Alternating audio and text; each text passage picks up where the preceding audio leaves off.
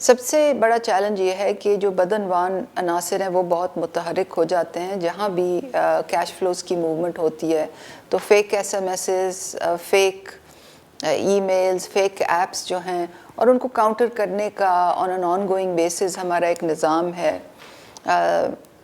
Cyber security کے اوپر اب ہم کافی انویسٹمنٹ کر رہے ہیں، مگر یہ بدعنوان عناصر سے جو نبٹنا ہے یہ ہمارے لیے ایک چیلنج ہے، اور ہم بڑے متحرک ہیں کہ اس چیلنج کو ہم ہیڈ آن لیتے ہیں. دوسرا جو ہمارا چیلنج ہے وہ آن گراؤنڈ ہوتا ہے کہ جب ہماری خاص طور پہ جب کیش ڈسبرسمنٹس ہوتی ہیں تو جو یہ بڑے معصوم لوگ ہوتے ہیں جو بیچارے جا کے اور اپنی کیش وصول کرتے ہیں، تو جو ایجنٹس ہوتے ہیں وہ ان سے کٹوتی کرتے ہیں. 200 روپے رکھ لیے، 500 روپے رکھ لیے. اس کے لیے بھی، اس سے نبٹنے کے لیے بھی ہمارا نظام ہے.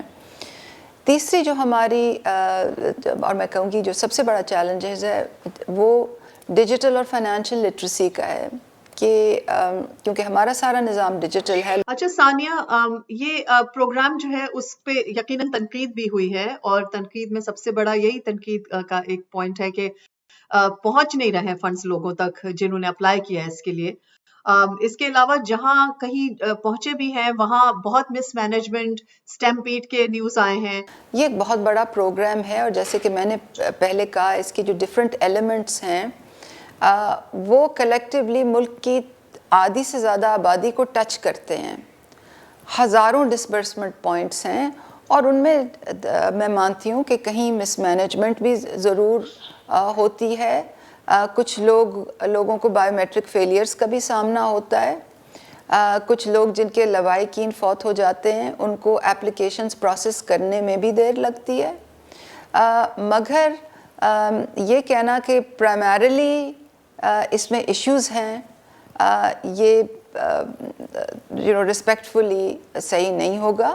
پاکستان ایک اوور ویلمنگلی حد تک جو ہے وہ ایک میل ڈومینیٹڈ سوسائٹی ہے جہاں پہ مرد کو ایک مین بریڈ ارنر سمجھا جاتا ہے. یہاں پر احساس پروگرام کے اندر 50% عورتوں کے اوپر فوکس کیا گیا ہے. یہ تھوڑا سا سمجھائیے گا کہ یہ کس وجہ سے حکومت نے یہ ارادہ کیا؟ کیا ویمن امپاورمنٹ کا بھی اس میں کوئی اینگل آپ لوگ دیکھ رہے ہیں؟ احساس کے تحت 50% پلس پالیسی ہے، جس کا مطلب یہ ہے کہ جو بھی احساس کے بینیفٹس ہیں، جو بھی پروگرام ہیں، اس کے 50% سے زیادہ ثمرات جو ہیں وہ خواتین اور بچیوں کو پہنچنے چاہیے.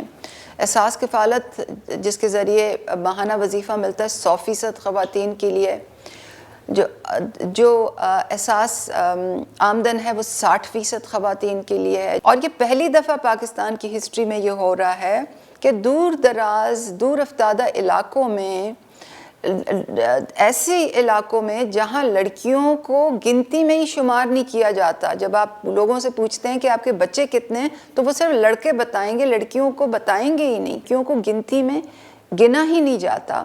اور ایسے تناظر میں، ایسے کانٹیکسٹ میں لڑکیوں کی پڑھائی کے لیے، ان کی صحت کے لیے، ان کی نشو و نما کے لیے زیادہ وظیفہ رکھنا، خاندانوں کو یہ سگنل کرنا کہ لڑکیاں بہت اہم ہے، ایک بہت ہی ٹرانسفارمیٹیو پالیسی ہے گورنمنٹ کی خواتین اور خصوصاً بچیوں کے لیے. یہ ایک بہت اہم انویسٹمنٹ ہم کر رہے ہیں.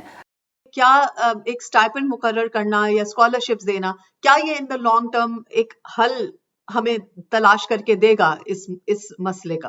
احساس کے جو 14 کیٹیگریز کے لیے جو پروگرام ہیں ان کو لوگوں کی ضرورت کے تناظر میں دیکھنا چاہیے. جو اصل کویسچن یہ ہے کہ کیا آپ پروگرام کو ٹھیک ڈیزائن کر رہے ہیں کہ وہ کرپشن سے پاک ہو؟ کیا آپ اس کی ڈیلیوری ایک ساؤنڈ پروسیس سے کر رہے ہیں تاکہ پلفریج نہ ہو؟ اور اس کے لیے ہم پوری طرح متحرک ہیں، اور ہر طرح سے یہ کوشش کی جا رہی ہے کہ پروگرامز کے ڈیزائنز میں ڈسٹورشن نہ آئے، کوئی پلفریج نہ ہو، اور لوگوں تک، ڈفرینٹ کیٹیگریز کے لوگوں تک ان کے پروگرامز کے ثمرات پہنچیں. اس قسم کے جو پروجیکٹس ہوتے ہیں ان کے لیے جو بجٹنگ ہوتی ہے، پہلے تو یہ بتائیے کہ کیا وہ کافی ہوتی ہے؟ میں آپ سے یہ شیئر کرنا چاہتی ہوں کہ 2019-20 میں جو ہمارا بجٹ تھا 247 بلین 100% یوٹیلائزیشن، اور 2020-21 کا جو بجٹ تھا 200 بلین 100% ہم نے یوٹیلائزیشن کی, اور اس دفعہ کا جو 260 بلین کا بجٹ ہے انشاءاللہ اس کو بھی ہم ٹائم سے پہلے یوٹیلائز کریں گے.